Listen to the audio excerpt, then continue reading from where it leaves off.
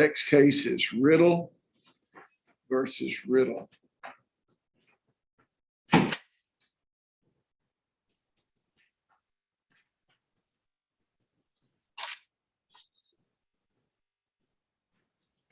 Riddle versus Collins. 14 CI 0047.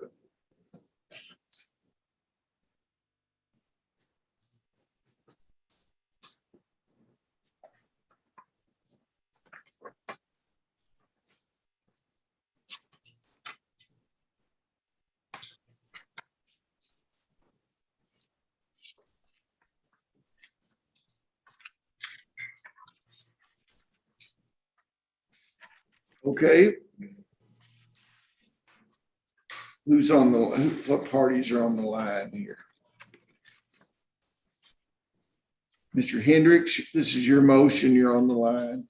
Yes, sir. I'm here. I'm on one camera. My client, Ms. Collins, is also present with me in office with me, but she's on a separate camera. Angie Caps is there. Who you represent? And Judge, I represent Sherry Rose, the third party respondent. She's on camera too, I see. And Pat Thomas is in the courtroom here. And I guess she represents the child. Is that correct? Yes, sir. Okay. You want to proceed, Mr. Hendricks? Judge, I do. In some emails from earlier today, I know Ms. Cap said she was going to ask for a continuance. I don't know if she intends to do that or not, or if you want me to proceed, though, I'll proceed. Judge, the only thing was that I thought because we were going to try to see if we could sit down and negotiate, but obviously with Mr. Hendricks, he couldn't be available in the courtroom. I couldn't be there except by Zoom today. And as the court's well aware, sometimes it's difficult to get an agreement with all these parties in the same room together. So we were asking, because Mr. Hendricks had sent a proposal late yesterday afternoon or last night, and I have not had a chance to discuss that with my client as I was in the grand jury this morning. So I haven't had a chance to actually sit down and meet with her and talk about that. So I was going to ask if we could pass it till next month to see if we could reach a resolution. What was the proposal that was sent to you?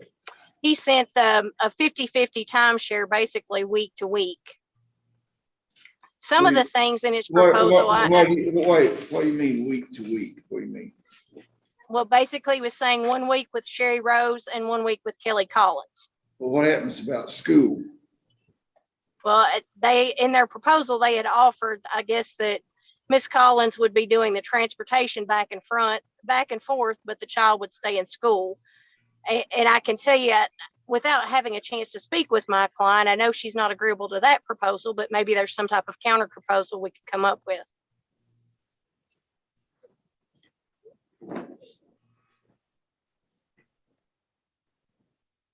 Well, I don't really think any testimony.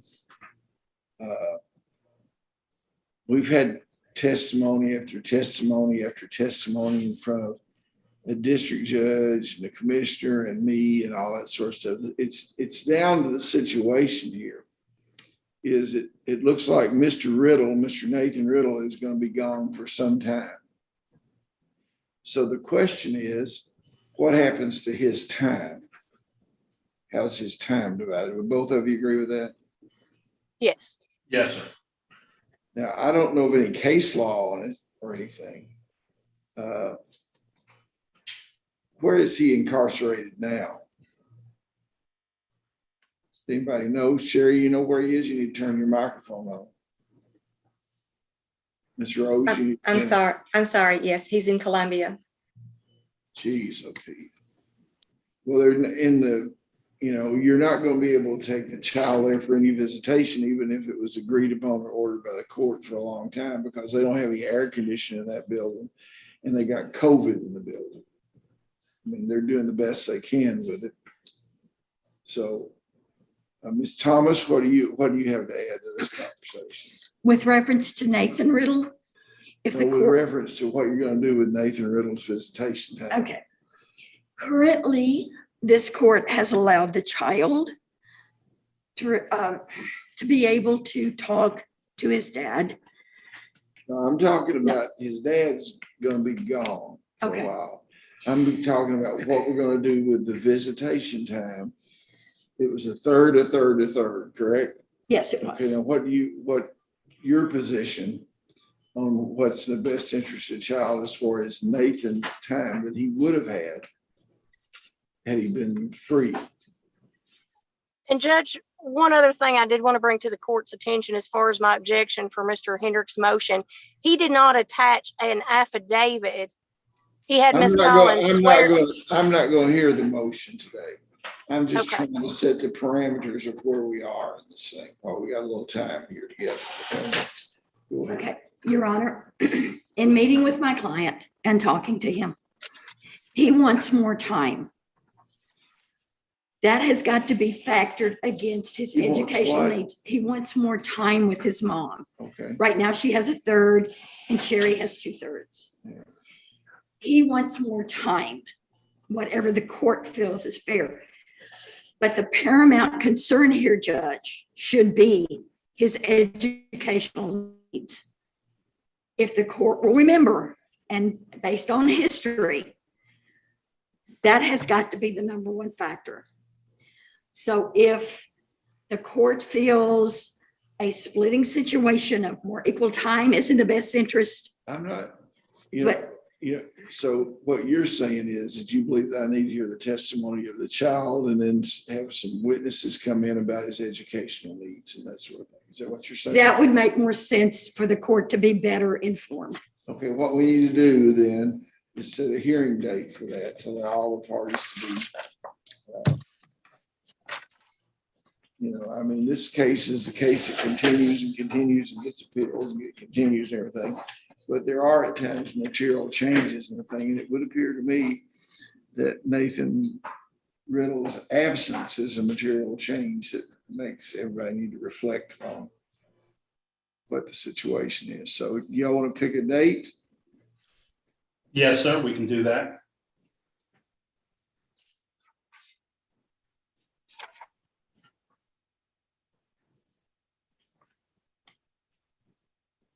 Ms. Capps, you got your calendar with you? I do, Judge.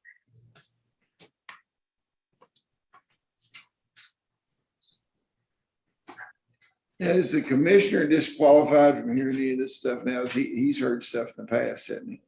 No, he's not. No, he's not. Yeah, for a long time, yeah. Okay, what, y'all looking at your calendars? How far out do you need to schedule this? I mean, Judge, if it's primarily going to be to take testimony from the educational perspective, I think it's just however long we think the school board or might need to gather those records. Well, at some juncture, I'm going to have to interview the child. I've avoided it. And what his wishes, he's getting to the point where his wishes should be taken into consideration. So I don't do that. I let Megan Thompson, my staff lawyer, be there with me when we interview a child.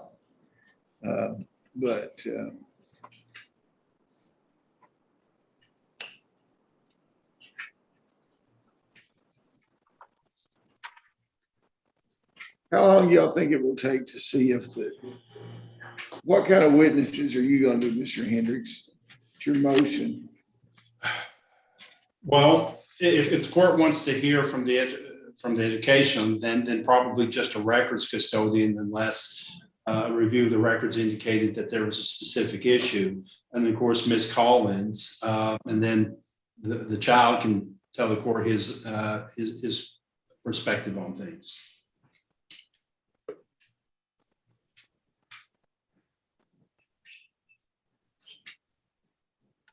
Well, I'll tell you what, let's do.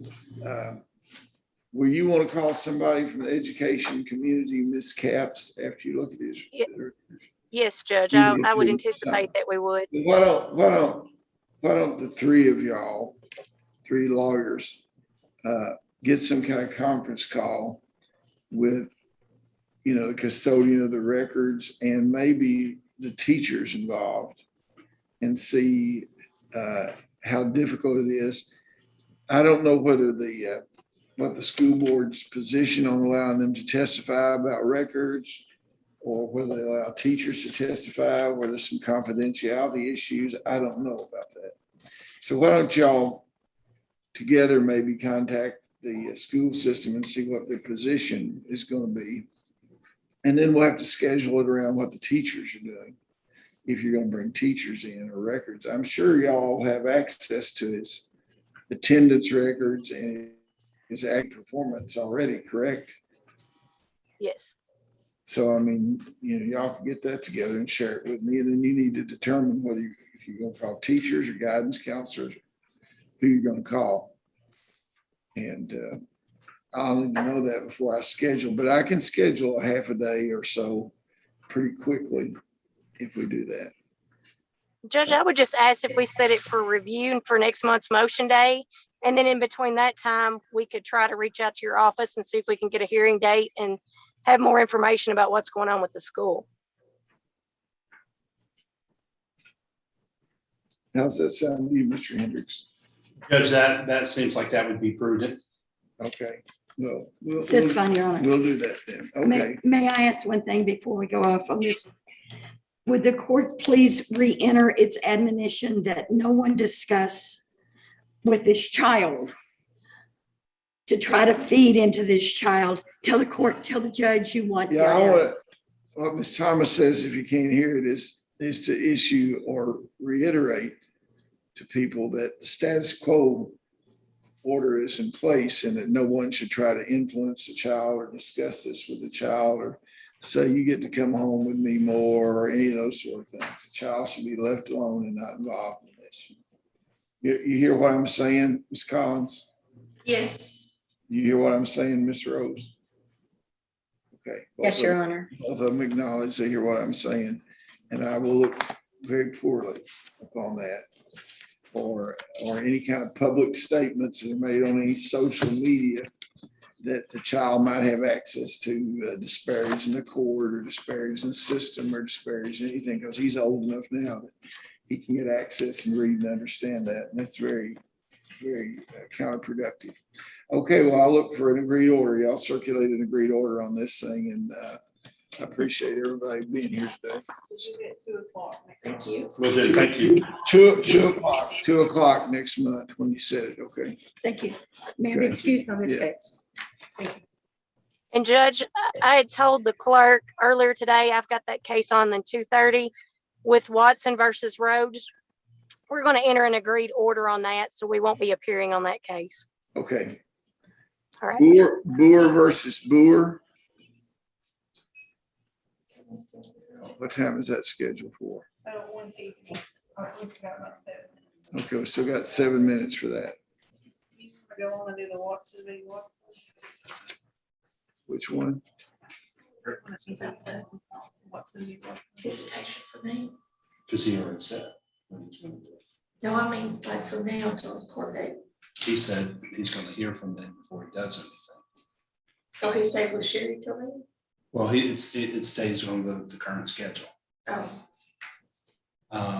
Whatever it was previously. So let me get out of here just to be safe. Watson versus Roach, right? Yes, sorry. Watson versus Roach. The agreed orders are going to be submitted.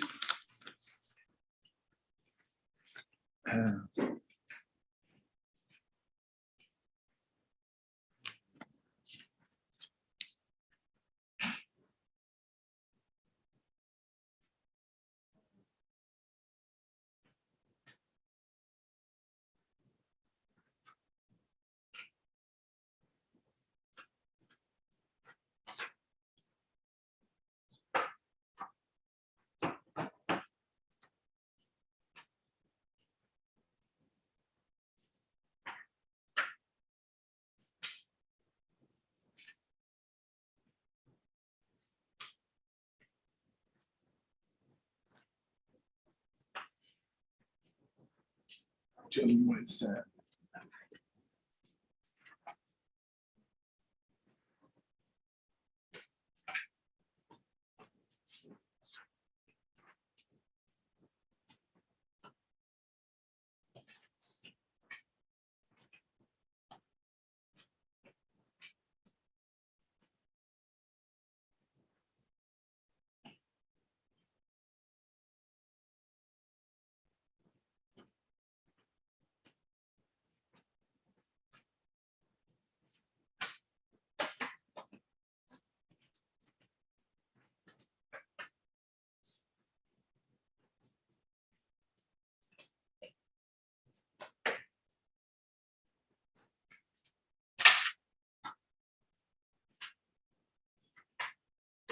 coffee on that appeal case. You wanted a copy.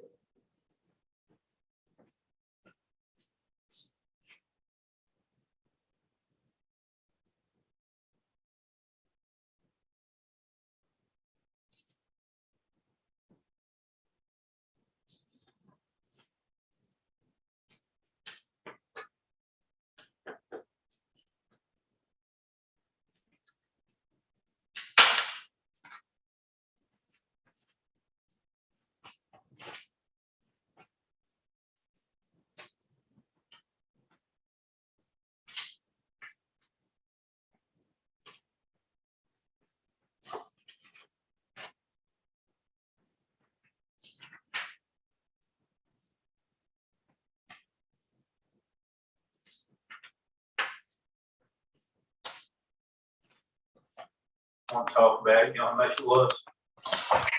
How much? $376,000. Well, I didn't, I said, no, he's got no insurance. No, we're not.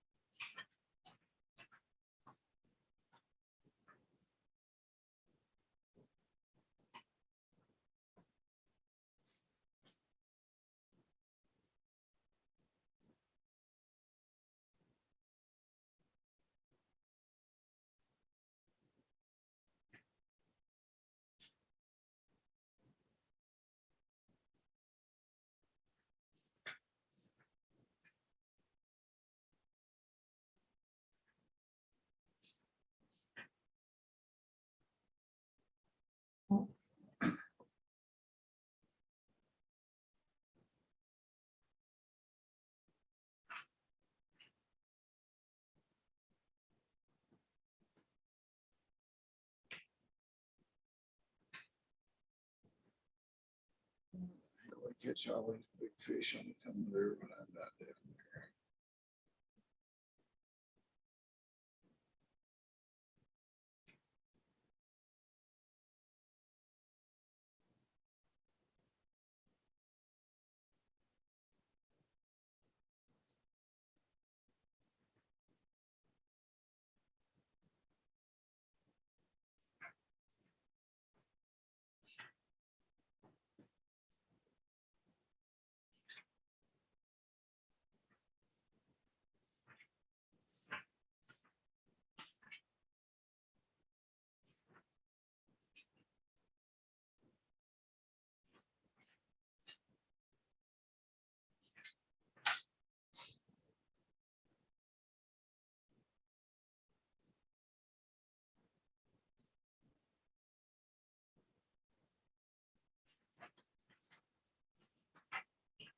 This time yet?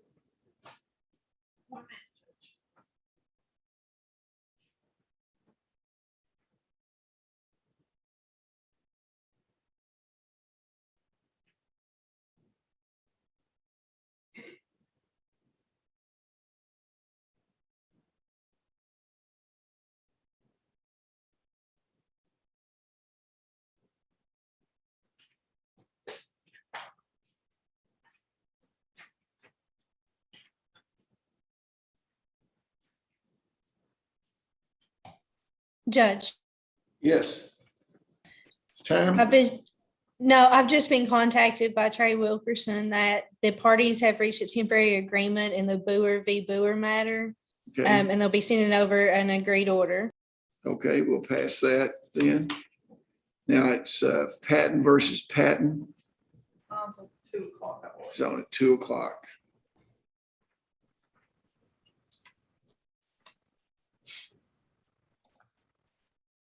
Which will be 10 minutes from now.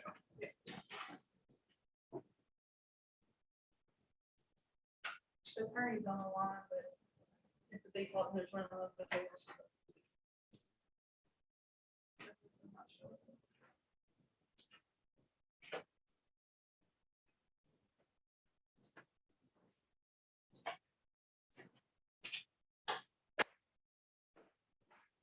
If you want to find it, we'll review it. Sure. These are two that enter police today and get released. Maybe that's gonna do a release. These are three that had DUIs that was pre-trial suspended, so this is terminating a pre-trial suspension since they pled out.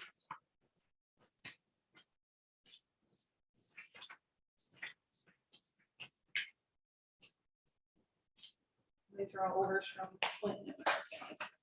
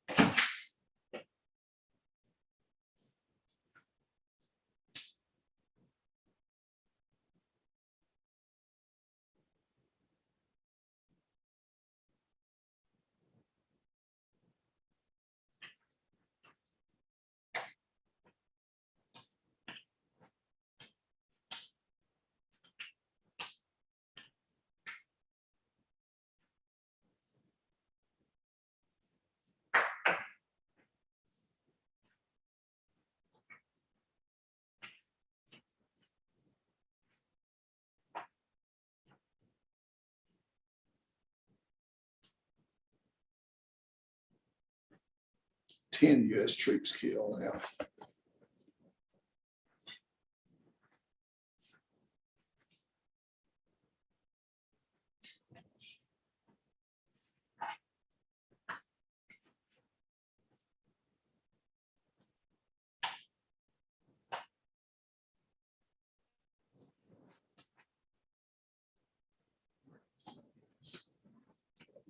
Doesn't have Yeah, a law. here. Yeah.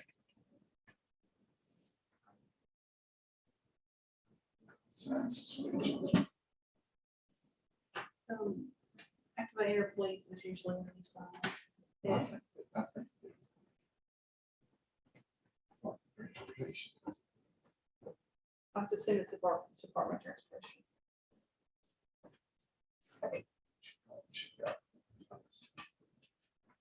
There's three of those there.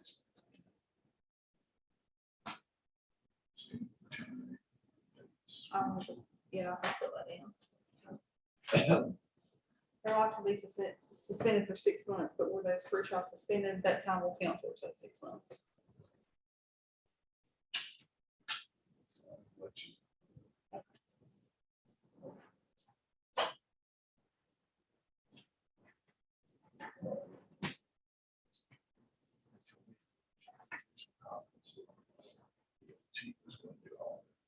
So those are like we terminated when I pleaded them. So,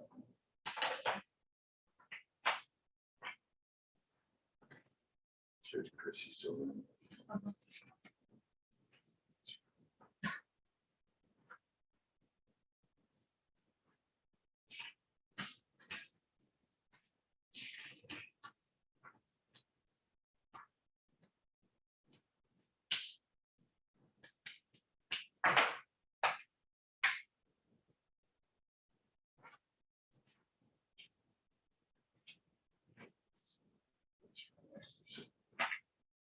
They came from probation and parole. Well, it's on Bobby Hunter and it's on Jamie Michelle.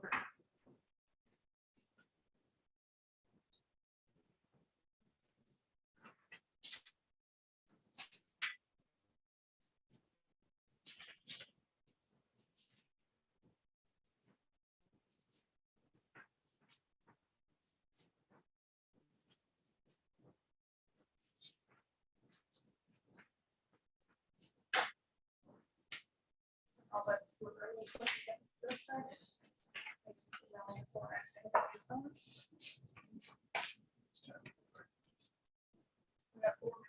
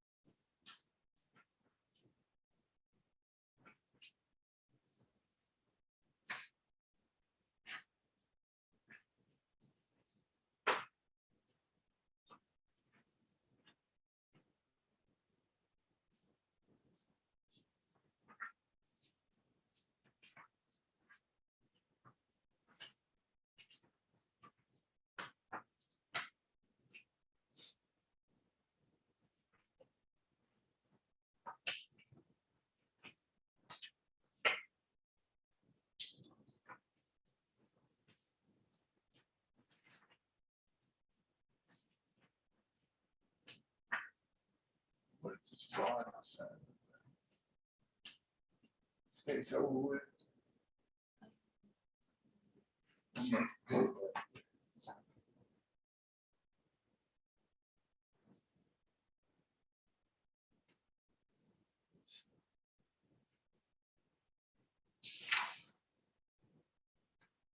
Check to see what the status is.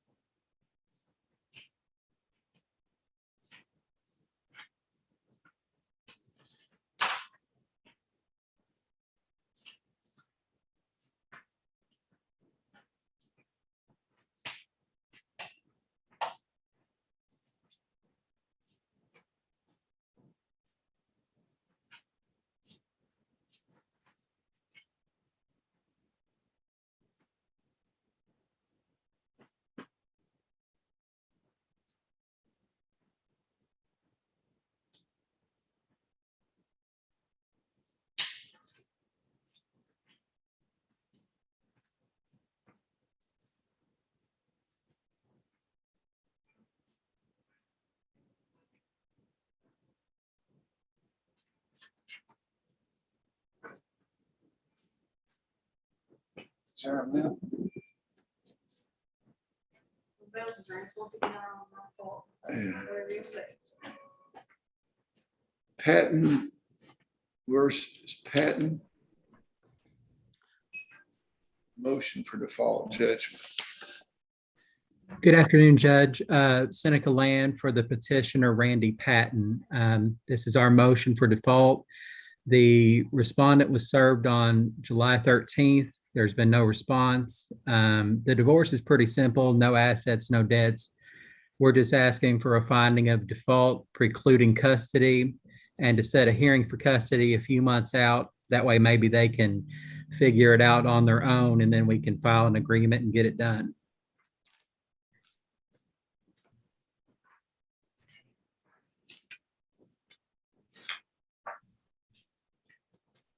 Is anybody here in the case of Patton versus Patton?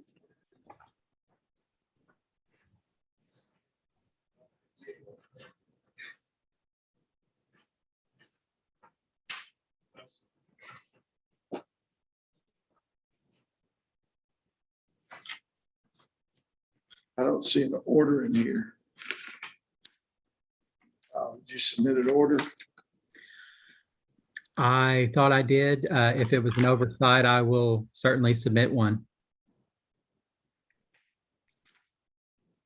And doing an order and hold in advance the issue of cost, okay? Thank you, sir. Thank you. What time's the next case for? 2:10. I'm gonna quit sitting time certain. So many people won't show up. They can sit. For all civil matters.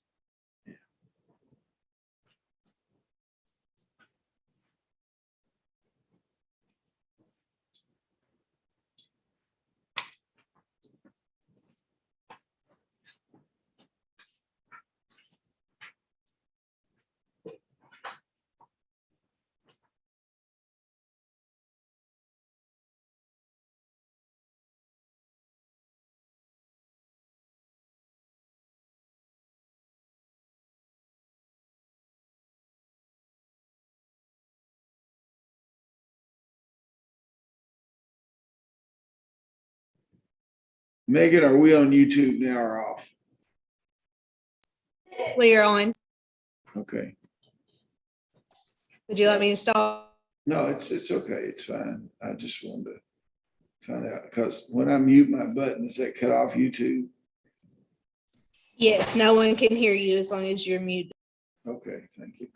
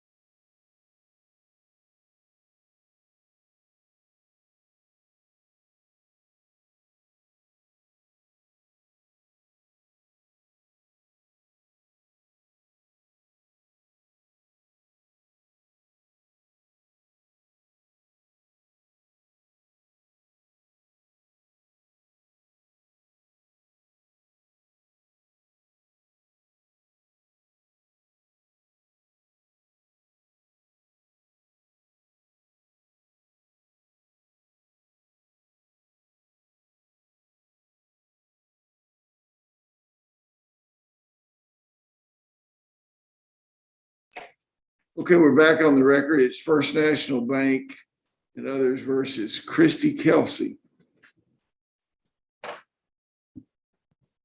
Good afternoon, Your Honor. Hello. Your Honor, that is my motion for summary judgment. Ms. Kelsey has been served as appears in the record of the court. And First and Farmers National Bank is requesting a judgment on, or some entry of a summary judgment, Your Honor. Yeah, I have she didn't file an answer, did she? Your Honor, she sent me a letter in the mail, basically complaining about the fact that the way she'd been treated by the bank and blaming the bank for her checking account being overdrawn. Out of an overabundance of caution.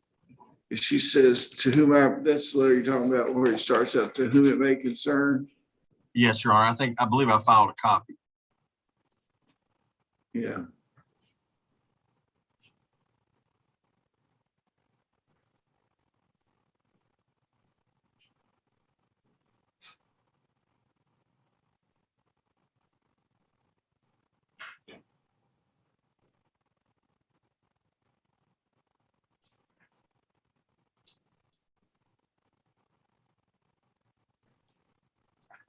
I read the letter, I can't really follow what the letter's saying really much. I don't know. If I might paraphrase, Judge, she blames the bank for her checking account for being overdrawn. Of course, she personally wrote the checks out of her own account. And I, like everyone else, assume that, we normally keep a running balance of what the monies we might have in that account.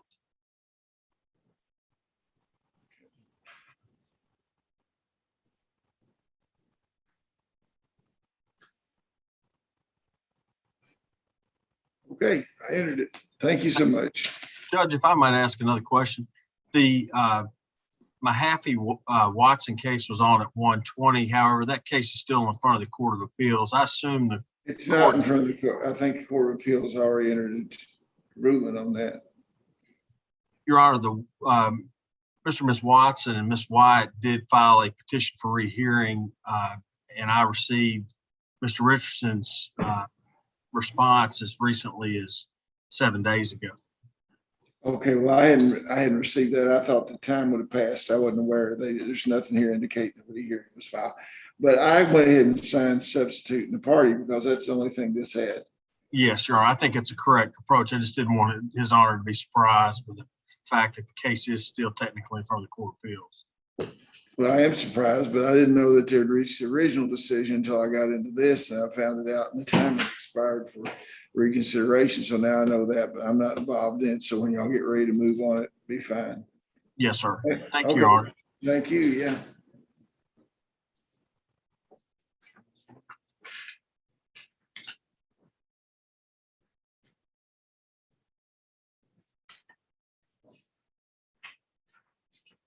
Lakeview Loan Servicing LLC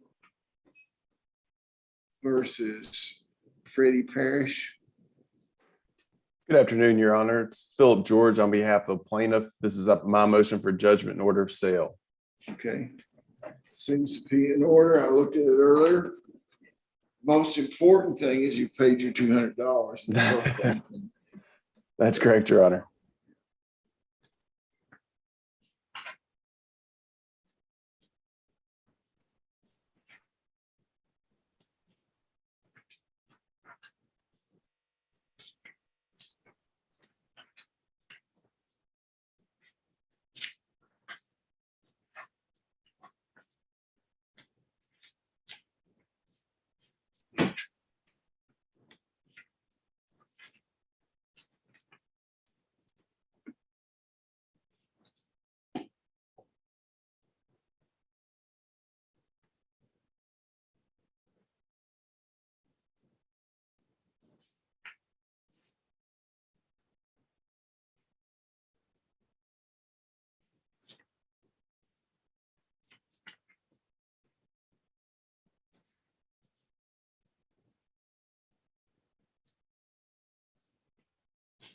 Okay, I've signed it. Thank you, Your Honor. Have a good rest of the day. You're not related to any of the Lebanon, Kentucky, Georges, are you? I am, Your Honor. I grew up in Lebanon. Who's your father? My father's Philip, cousin Elmer, and Doty's my uncle. Well, I had every class in law school with your dad and your uncle. And I used the famous, the George and Thomases and all those outlines that we had. Did you go to U of L? I didn't. I went to Northern Kentucky. Well, it'd been easier for U of L because we already had all the outlines. So I was with Kevin and all those guys, but your dad is a fine man, but he's not as smart as his brother. Now you tell him I said that when you said I will. He'll tell you too. yeah. Okay. Good seeing you. Take it easy. Thank you, Your Honor. Have a good weekend. Yeah. Just make it on to 240, that's the last one. Okay. Let's go off the record.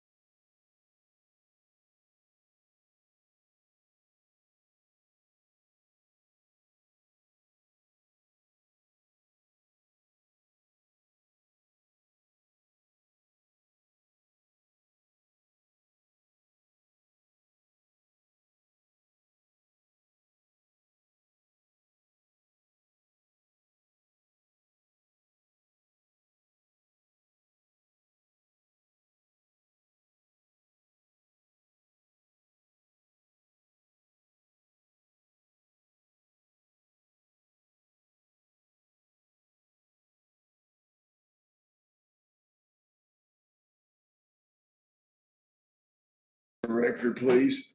Call a case of Branham versus Branham and others.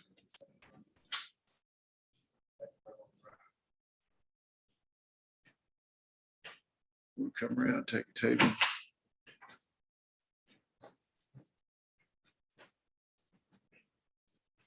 Hello.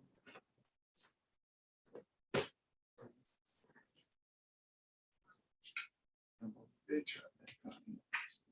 Is there something wrong?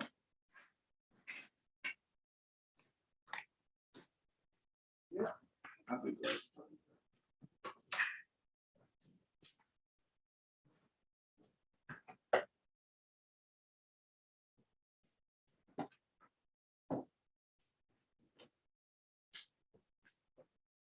Now, who do you have with you at your table, Mr. Carter? I have Amanda Branham, Your Honor. Is William Martin Branham here? Okay, you're William Martin Branham, and you're Anita Ann. That's right. Okay, and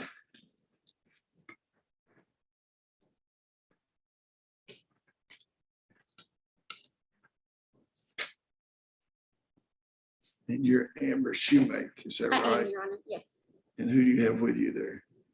This is Mr. Warren Keller.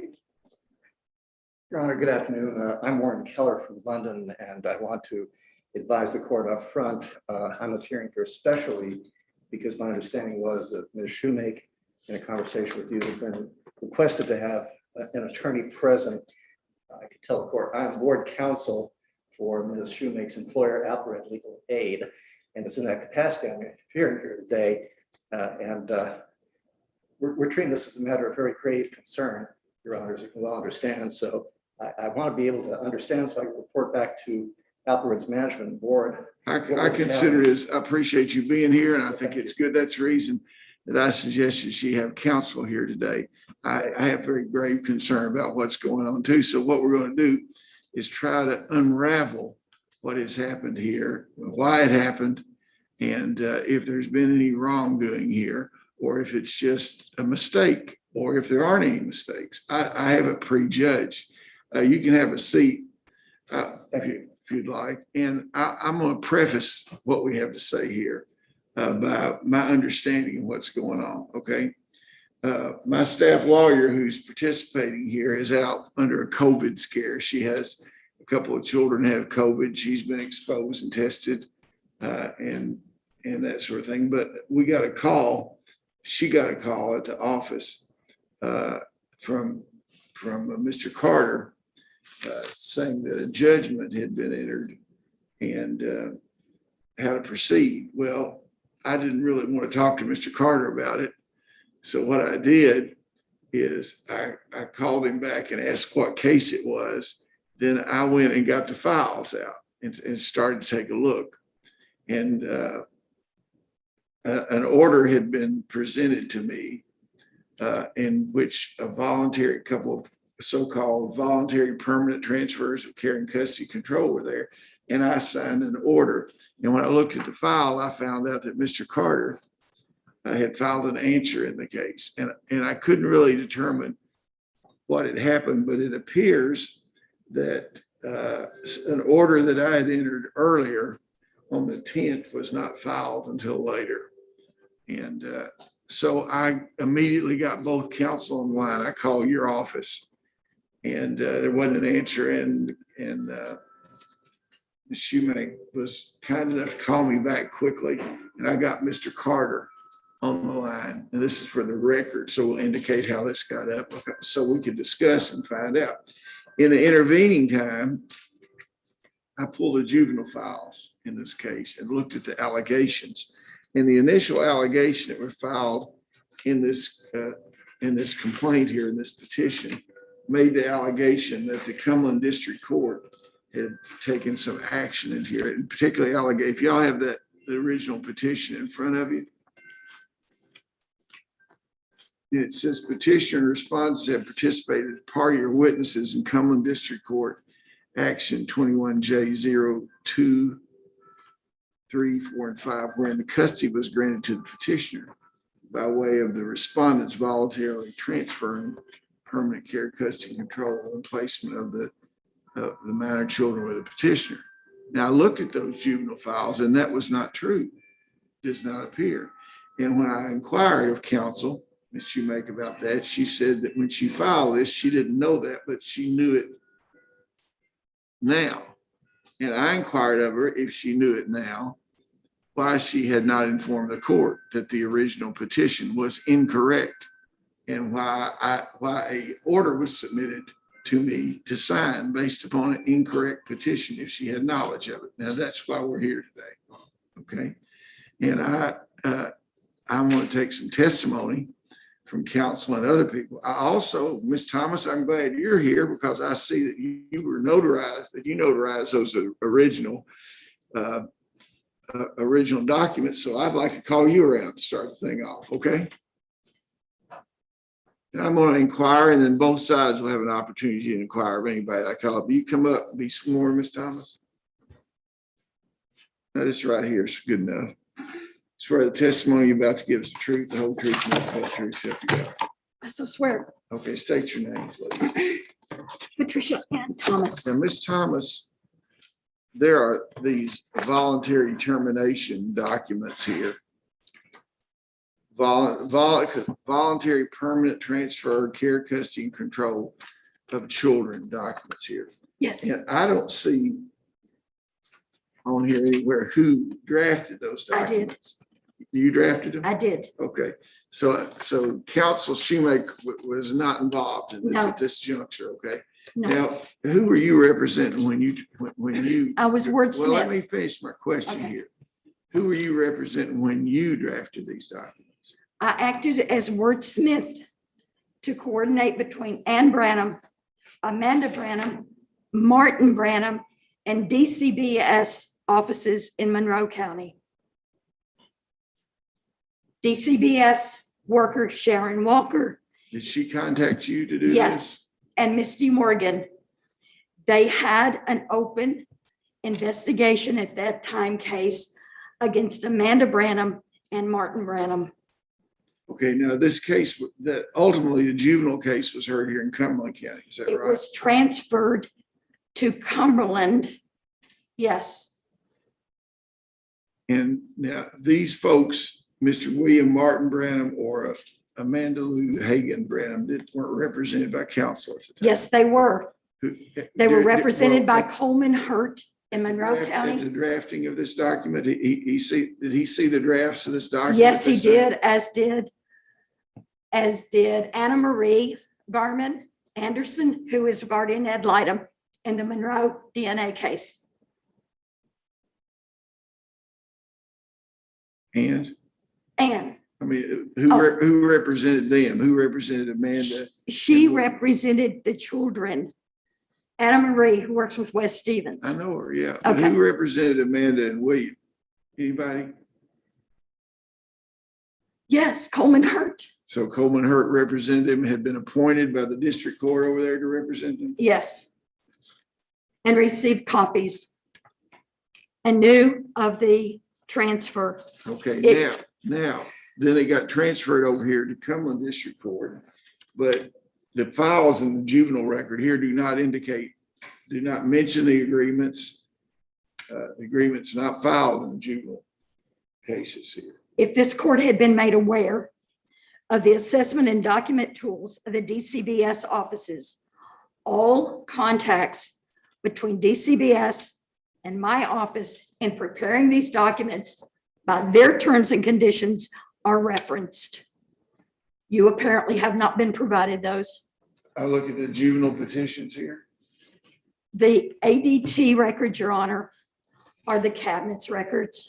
No, I'm just talking about these documents here. So if a person just looked at these documents here, was Judge Christie provided with those documents?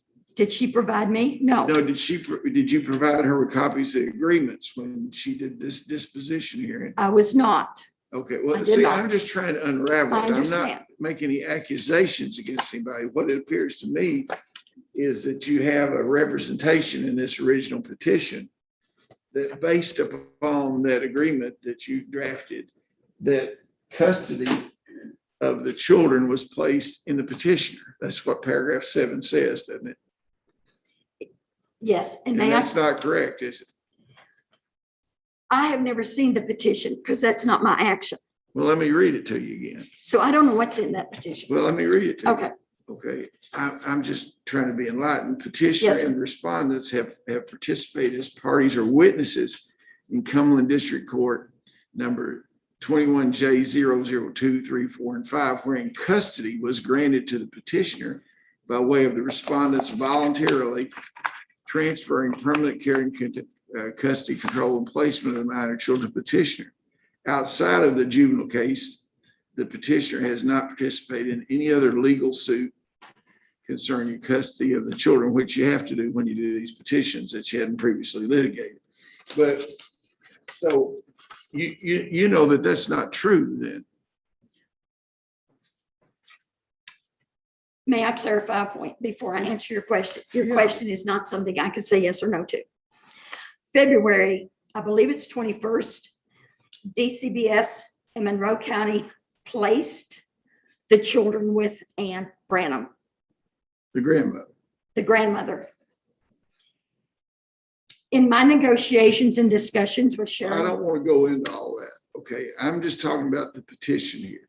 See, I have to rely upon documents that are filed in my court to be valid and true and well-researched, and especially when orders get presented to me. So paragraph 7 here says that in Cumberland District Court 1, 2, 3, 4, that custody was granted to the petitioner by way of the respondents voluntarily transferring that.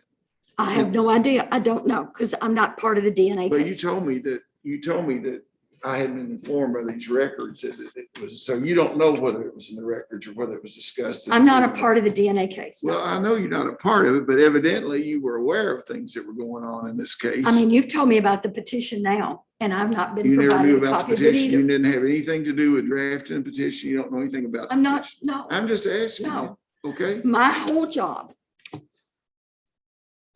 based on what Amanda, Martin, and Ann requested that Sharon Walker and Misty Morgan have me do as a wordsmith, prepare a permanent transfer.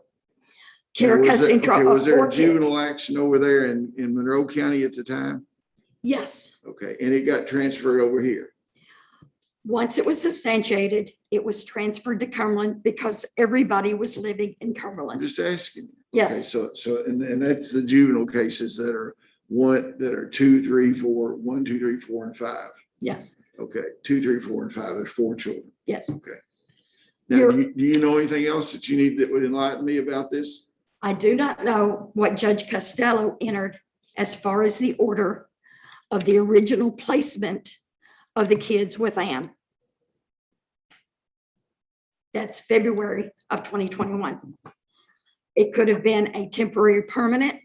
It could have been a Well, I mean, permanent. if you I don't know. If you don't know, you don't know. But that would Do be, you have any questions you'd like to ask Ms. Thomas about? None at this time. Counsel, do you have anything? I do not, Your Honor. Okay, thank you very much. Okay, now, counsel, I'd like to call you up and ask you about some things, okay?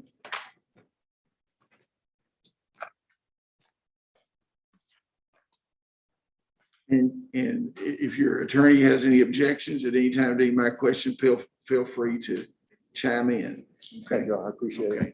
You raise your right hand, please. You swear the testimony that you're about to give us the truth, the whole truth, and nothing but the truth. Yes, I do, Your Honor. Okay, you've heard the previous questions I have of Ms. Thomas and her participation. Now we know who drafted this agreement and everything. Did you draft this petition here that initiated this case number 029? Yes, I did. Your Okay. Honor. And you heard about the allegations in paragraph number 7. Where did you get this information about paragraph So number that 7? was my understanding upon talking with Ms. Thomas and my client. With Ms. Thomas? I'm sorry. With Ms. Thomas? Yes. Well, she just testified that she didn't have anything to do with drafting this thing. No, she did not have anything to do with drafting the petition. I'm the one that drafted the petition, and I relied upon the information that I received from both of them, From both of who? My client and Miss Thomas. And your client is the grandmother? Yes, correct? Your Honor. Petitioner. And why were you in contact with Miss Thomas about this? Ms. Thomas is on our board of directors. She contacted AppleRed to see if we could file this case for the court to adopt and accept the voluntary transfer of custody and control of the minor children. Okay, did you check Cumberland District Court 21J 2, 3, 4, and 5 to see if that allegation was true? I did not, Your Honor. That's something that I should have done. And, you know, I regret not doing that. I relied on information and I should have done that myself. Okay, now, when we get to these cases were heard in district court, were you involved in these district court cases at all? I was not, Your Okay, Honor. so you were without knowledge of them, and the children were placed with the parents. My understanding is that the children were placed with the grandmother, my client. And the biological parents were living with my client. That way visitation visits could be supervised.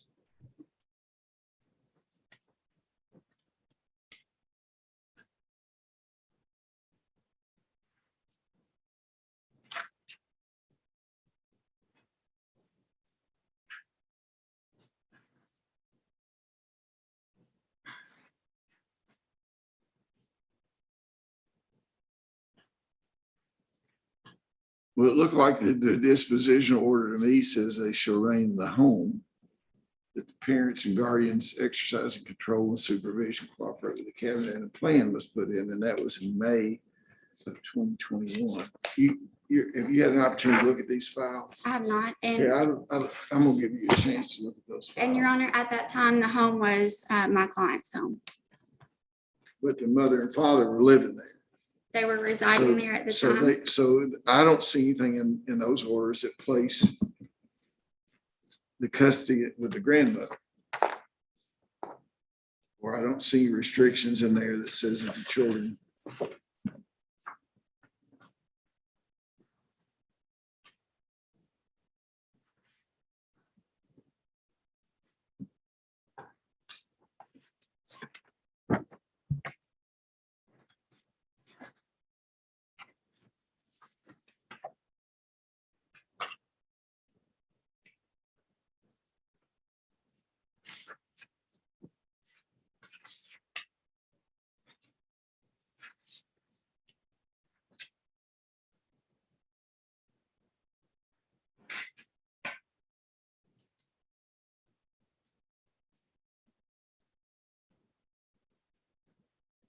Have you seen these, Mr. Carter? No, Your Honor. Why don't you come up and get, the files are all identical. Why don't you come up?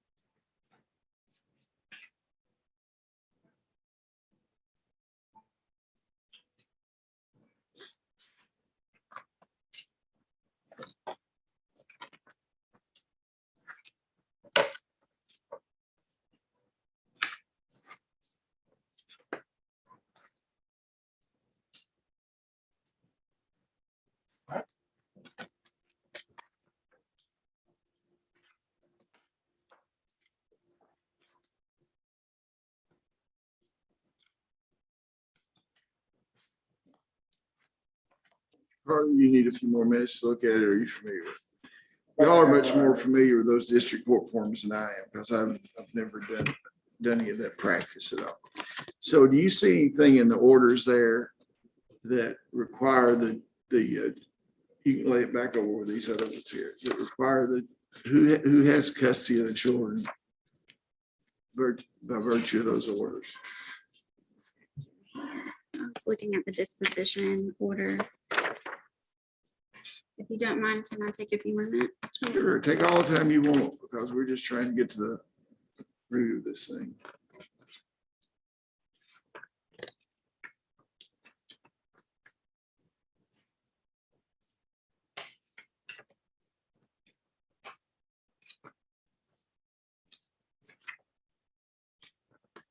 I do see where my petition was filed.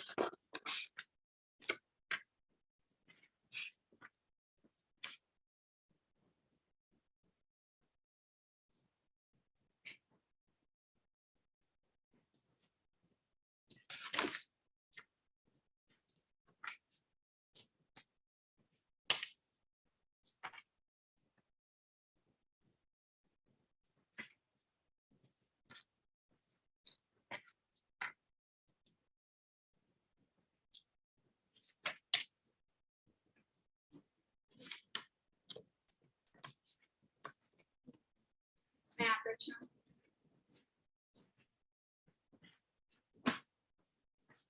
now? Okay, now tell me what you think happened here as far as in the district court juvenile. So it appears that in the disposition order, that the children were to remain in the home. The home being my client.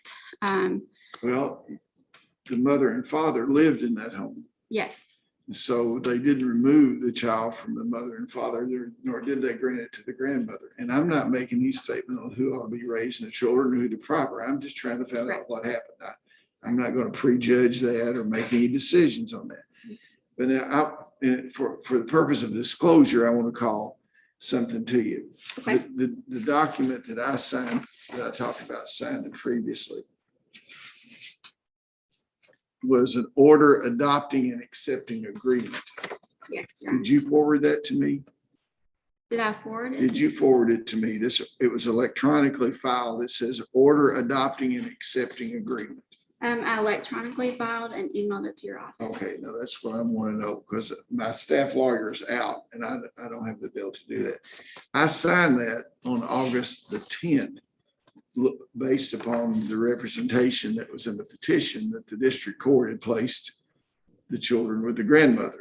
Yes. And we know that's not so now, but the thing about it is, for some reason, it got caught up either in my office or somewhere else and wasn't filed in the clerk's office to the 20th. So I want you to have all the information too, you know what I mean? Because that could, but then I go back and find out that on the 16th, I guess it was on the 16th, that Mr. Carter had filed a response on behalf. I think that was the date.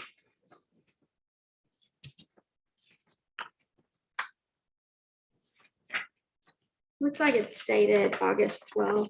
Answer, yeah. Yeah, but we it's didn't filed on the receive 16th. Yeah, we didn't receive it. Filed on the 16th. So I'd signed this other one on the 10th. He filed his response on the 12th or mailed it on the 12th. And it was filed on the 16th, and my order wasn't done until the 20th. So you have some things that are out of order here as far as times are concerned. But in any event, at the time that this order was sent to me with that representation, it was signed by me and filed on the 20th. So, you know, I'm very concerned about being able to trust documents and pleadings that are sent to me, because any circuit judge or any family court judge has all these documents that are sent predicated on filings and predicated on what was done. Now, I guess we could have gone and looked at the juvenile files to see if that's what the disposition was. And, you know, and you could say that I had the responsibility, or my staff had the responsibility of going and looking at those too to see if that was true. But it didn't happen in this case, because I based it on a member of the bar making that representation to me. And we signed this order. And then the first thing I know about it is, you know, we start getting calls about the sheriff's department and all this kind of stuff. And so That's the reason I got both of you together. Now, I don't know, I really don't know what Ms. Thomas's role in this was. She was working, she testified that she was, I guess, the cabinet caller. I don't know whether she was compensated for that or it's volunteer work or whatever. But it seems a little odd to me that the cabinet calls her to draft these documents on two unrepresented people. And the cabinet's working over there. And then she calls you and she's on your board and has you to file a petition in this case. It seems like it's conflicted a little bit to me. There's something that shouldn't be going on there. I don't know whether you should have recognized she's on your board and have distanced it. Obviously you've acknowledged that you should have gone ahead and tried to validate through independent investigation the allegations are in there, but she told you this. And I just am very concerned about this. And I also I'm a little concerned about your motion where you wanted a continuance on this thing because the Mr.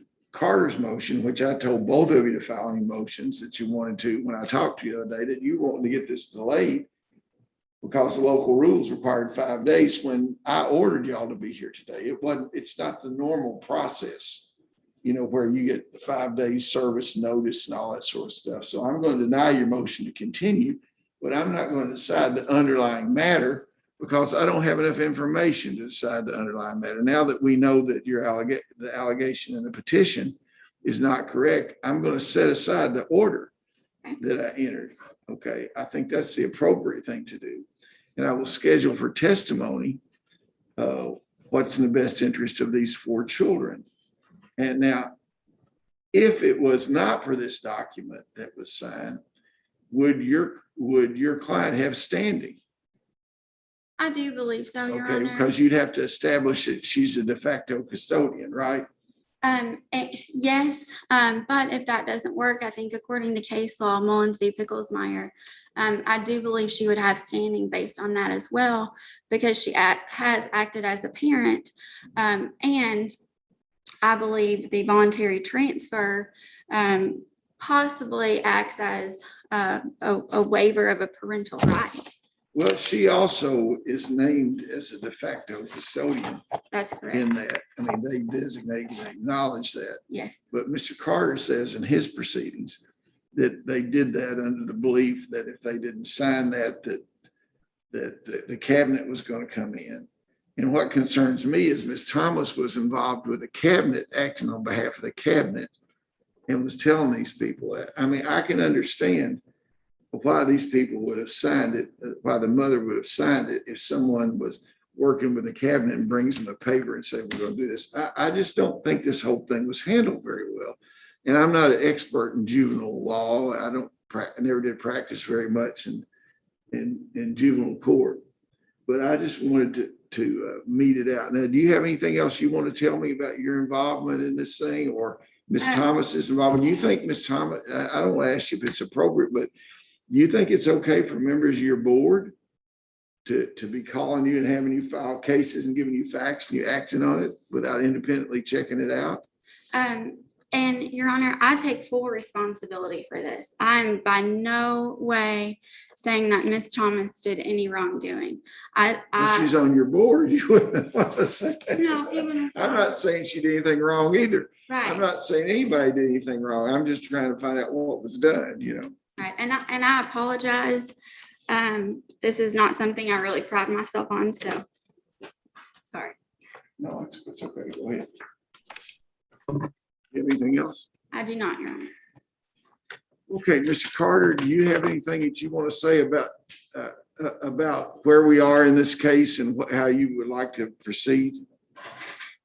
Just briefly, Your Honor, I would like. Why don't you come up here? I've raised the argument already about standing. The court's aware that I'm arguing that the petitioner doesn't have standing.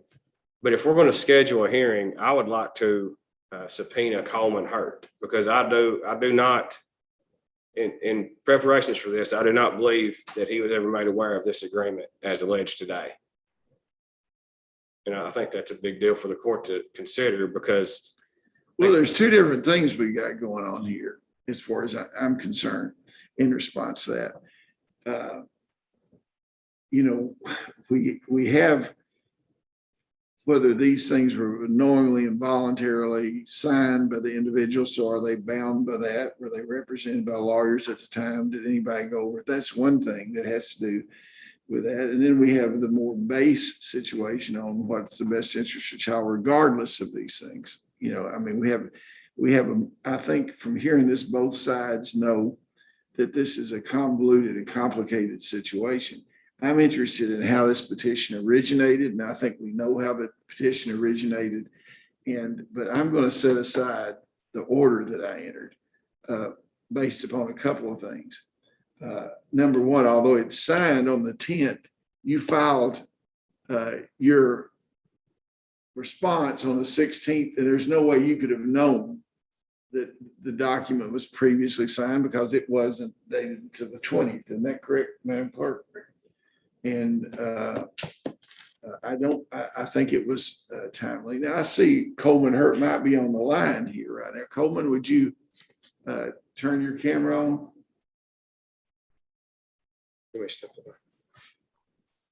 You don't have to tighten your tie up. It's okay. I'm sorry, I wasn't expecting to. Well, I wasn't expecting you to be on there either. I just saw you on there. And, yeah. I heard that I came up and I didn't know if I needed anything or not. Yeah, well, just raise your right hand. Swear the testimony you're about to give is the truth, the whole truth, and nothing but the truth. I do.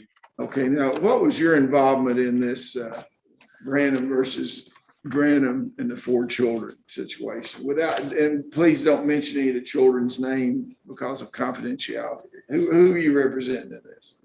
I'm looking at my notes now, Judge. It's kind of like a pop quiz here, but I believe I represented the mother. I was appointed for the mother in a juvenile action in Cumberland District Court. Okay. And during that juvenile action, were you aware or did you see any document that had been addressed that was called a document which I think it said voluntary permanent transfer of care, custody, and control of children? Did you see a document like that presented to her? What I have in front of me from my notes is I was appointed on February 10th, in which case the mother entered a denial. On April 14th, she entered a stipulation, and her orders were to work the case plan. I have on 4/8 and 4/9, Ms. Thomas sent to, I think, all those parties in the case, she said that the parents had sent an email saying that the parents had consented to send their rights to somebody else. I had no involvement with the drafting of that agreement. I did not go over it with Miss Branham. That's the separate matter than the juvenile matter. I didn't advise her on that because that's totally separate matter. Do you have any questions y'all would like to ask Mr. Hurt? I do not, Your Honor. I think he covered my one question, which was regarding the email that he exchanged with Ms. Thomas and her notifying him of that. Yeah. Okay. Do you have anything else, Mr. Hurt? No, Judge, not unless I can be of, I guess, more help to anybody else. Okay. Okay. Thank you very much. Thank you. You can stay on the line. It's a public thing because do you have anything else you'd like to say? Your Honor, I would just like to. Again, I would like to point out that, as I stated prior, the parties signed that, the parents without counsel, apparently, who we heard was alleged as their counsel and was alleged to review it with them, says he didn't do that. And I would ask that the court not give that document very much weight, if any at all. Sure, may I respond?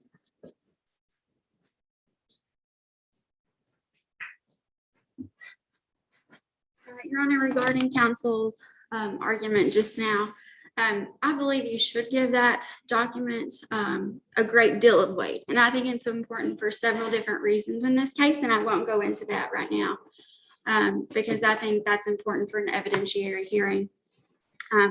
But the parents, all parties were pro se when this document was drafted. The parents understood that there was a juvenile case and also that this was a separate document pertaining to the transfer of custody. So I do think that is How do you know they all understood that? by their signature. Yeah, well, yeah. So, you know, in the agreement, there are several provisions regarding that. And again, that's, I think, going to have to be an evidentiary hearing regarding that, as well as standing, which counsel disagrees that my client has standing. I believe so for various reasons. When the mother and father were living with the grandmother down here, okay, were they reconciled with each other and they've since separated again, or were they just all present in the house? Do you know that? I do not, Your Honor. Well, that'll be an evidentiary thing we'll hear later. Okay. Okay, well, I think this needs, the other thing that bothers me about it is evidently you have this thing going on in district court, and the people and your pleadings say that they have not participated in anything else, but this petition has been presented to people in the district court action that for them to rely upon.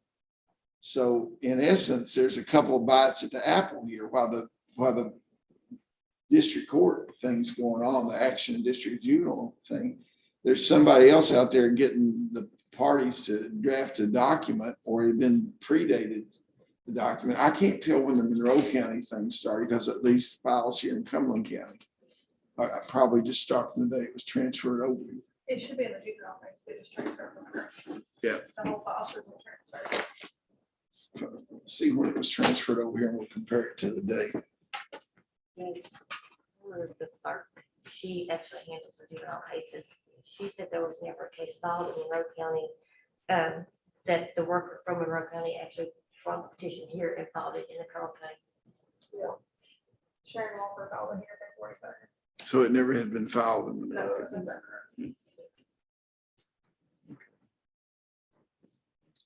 Well, I couldn't find any reference to it, and they haven't ever been filed in Monroe County. So now we know it was filed here.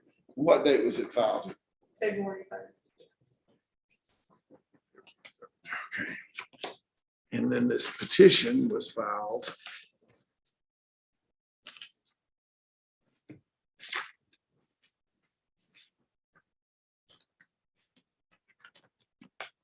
When was it?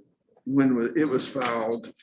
April 22nd, and the disposition in this juvenile case was when? May 12th was the last. So this case was still going through juvenile court when your petition was filed. It was still being acted upon in juvenile court. What are the hearing dates in juvenile?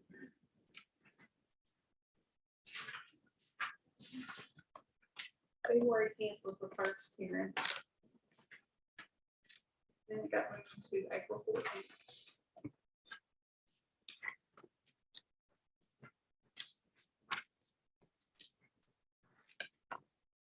And then May 12th. So at all times, this petition was going through the district court here while you were filing this petition in the circuit court, and your clients had told you that they hadn't participated in anything else other than that this had been assimilated into the action of district court. Right, yes, that's. Okay, I understand that. I understand it better now. Okay. Okay. Well, if y'all will circulate, if you will circulate an order setting aside my previous adoption of that agreement, and then if you'll get your calendars together and tell me how much time you need to get witnesses and things together. Now, I also want to know what kind of visitation and things are going on now with the children. Your Honor, my understanding is at this point in time, on August 6th, Ms. Hagan Branham left the home with the children. So the children are no longer in that residence. My clients, and my understanding is the same with with William, but I'm not his attorney, are not having visits, have not seen the children since that time. Well, we need to make sure, unless there's an agreement as to visitation, that I have a hearing in this in short order. And I don't know whether this is the proper court to have that in or not, but I guess we're here.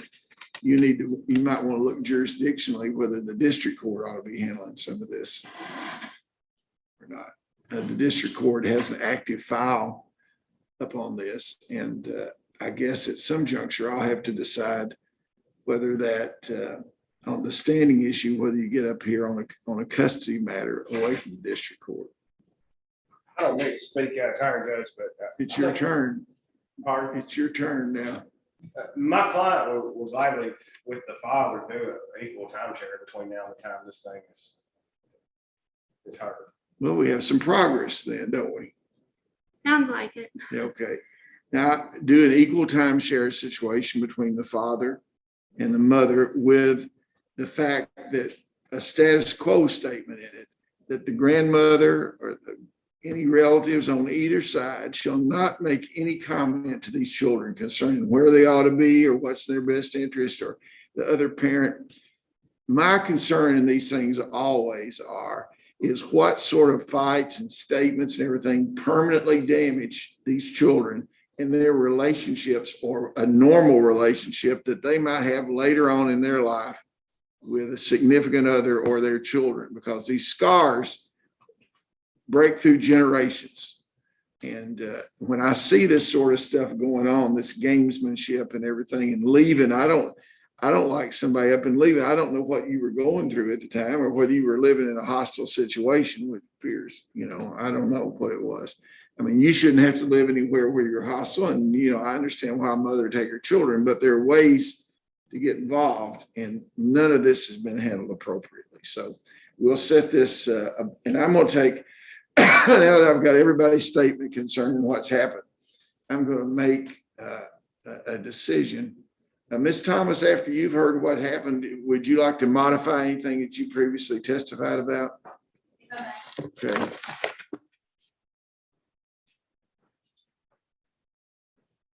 If I understood Coleman Hurt correctly, he came in after April 14th, or it was maybe in February.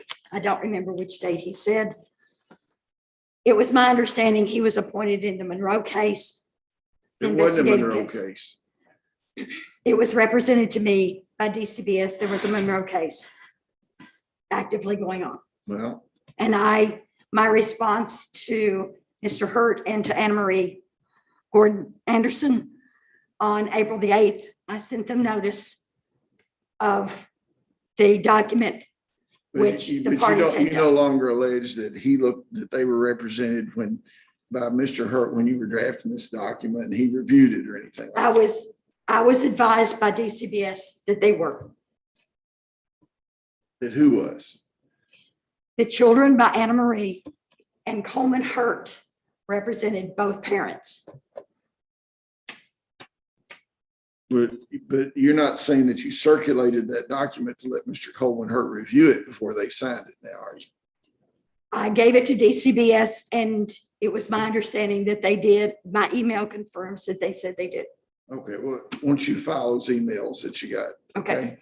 And Any other emails that justify your previous testimony? may I make one other correction? I followed the correct procedure in contacting the ARDF primary offices. I did not contact Ms. Amber Shoemake as a board member at any time. Question was made, inquiry to Robert Jones, who is the director. Is this the type of case that can be handled by ARDF? He came back to me with confirmation that it was. After receiving correct confirmation, I then contacted ARDF and asked if this was the type of case they could do. At no time did I ever represent to Ms. Amber that I was a board member.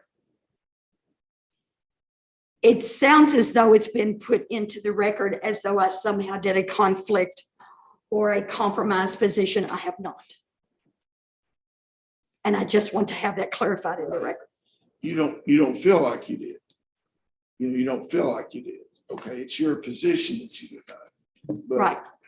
It appears to me that you were talking to a lawyer that worked for a group that you were on the board, and you gave information to her that was not correct. Now, it appears to me because that adjudication did not happen in this juvenile court based upon that document. I didn't hear the last of you. I said there wasn't anything in the juvenile court record that placed custody with the grandmother based upon that agreement. That was not decided by Judge Costello. I do not know because I've not seen the file nor the tapes. Well, I'm telling you, it's not, and both these lawyers will tell you that it's not in there. So somebody had to tell this lawyer that was in there, and it was either you or the grandmother. Now, I don't know which one of them it was, and I'm not saying, but you've been given the opportunity to correct the thing that you said previously. Okay, thank you very much. May I get an order directing that I receive a copy of the tapes and the district court file? What tapes you talking about? Every district court hearing is recorded. But because I'm not in the DNA case, I would not be entitled to get it without your order. Well, if it gets to the point, I don't think there's anything wrong with that. Do you have any objection to that, Mr. Carter?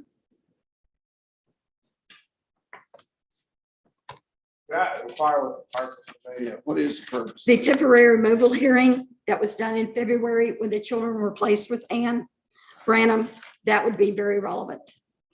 I don't understand what you're so involved in this case about anyway. Why are you involved in this case? Why are you calling, obtaining counsel and consulting with counsel and giving facts to counsel? And now you're wanting copies. What is your involvement in this case? My involvement was very simple. I thought in the beginning I was coordinating between Ann Branham, Amanda Branham, Martin Branham, and DCBS in Monroe County as a courtesy. Why are you doing that? It was a courtesy to them because To who? Ann Branham, Amanda Branham, Martin Did they Branham, come and to you? DCBS. Did they come to you?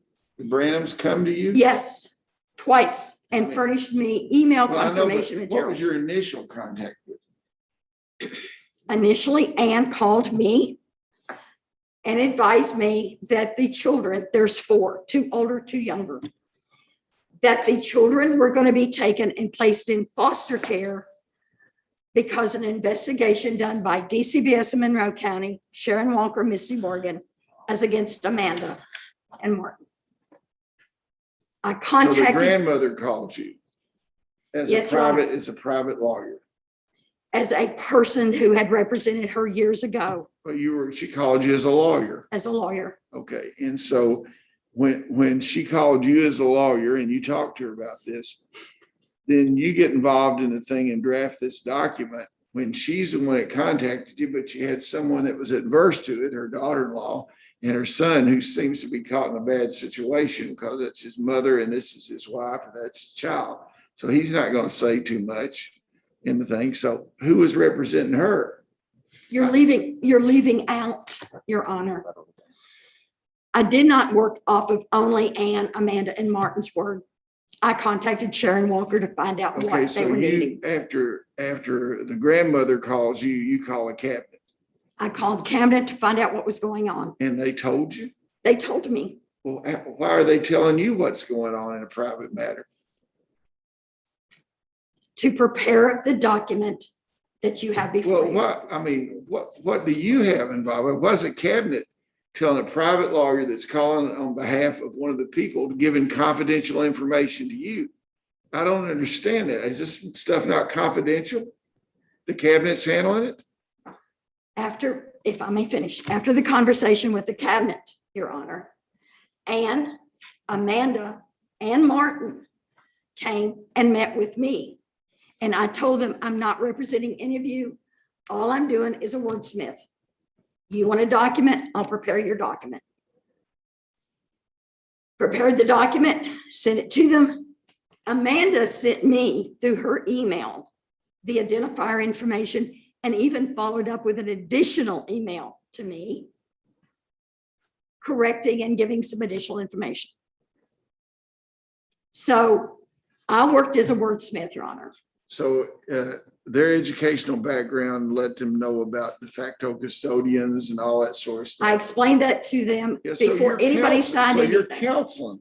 Okay, I've heard all of this I want to hear. I got an idea. If you got any emails or anything for me, have me file it in the case, okay? And I'm gonna, I think that I will probably be calling, I don't know what to do, except maybe I might have another hearing and call people in the cabinet and find out why they're talking about confidential information to someone that's not involved in the case or maybe representing one of the parties. This is what happens when the process, when everybody gets so personally involved in everything and the process goes. I mean, your involvement has endangered the reputation and the professional status of this young lawyer here. You know, I don't know whether you, I mean, she relied upon what you told her to do a petition. And you had stature in her mind because you were on her board. You know, and I'm not saying you pulled your weight, but I mean, you don't have to when everybody knows you're there. Okay, well, that concludes this hearing. If y'all give me an agreed order, and after I review these things, including the what happened in the juvenile matter, I'll enter some kind of order and ruling. In the intervening time, I understand there's going to be a timeshare situation about the children, and they have a status quo situation that's strongly issued, and that there shouldn't be anything bad said about either one of the parent or the grandparent. I don't, ma'am, young lady, I don't want you to say anything about grandma or the family either. You know, I mean, obviously she loves the children. She wants to be involved in their life and everything. And I'm sure I'm sure everybody's doing what they think's right. Thank y'all very much for indulging me, and I'll take no further action on this until I review the record. Your Honor, I have one further question. Do we want to put on the record or discuss now the transition to the equal time sharing, when that will start? Would you all be willing to just every 3 days? Three days on, 3 days off? Well, where are they in school at? They're okay, in Barron County. Well, see, that makes it very difficult. Had they previously been in school here? Yes. That's been Who are you living with over there? Joyce Hume. Who is that? She's the lady that took me in with my children. Yeah. Well, school hadn't started much right now. I don't much like children being uprooted. I don't guess there's anybody appointed to represent the children. Mr. Hurt, I guess you've enjoyed your involvement in this case at this juncture. Or week to week, or how would you? I want to sign an order appointing you to continue to represent the interests of the children in this circuit court. Judge, I think that was Miss Gordon who represented the children. I think I was for the parents in the district court case. Well, I'll have her, I'll sign an order having her continue to represent the children since she's familiar with the case. Okay, thank y'all very much. I don't think the 3 days on stuff is going to work with Barron County things. You know, I think that, but who knows whether people are going to be in school or not. You know, I mean, if they're not in school and if they're COVID. Okay, I'm finished now. Y'all can work this out. Thank you. Okay, let's go off the record. That finishes the session of the Cumberland Circuit.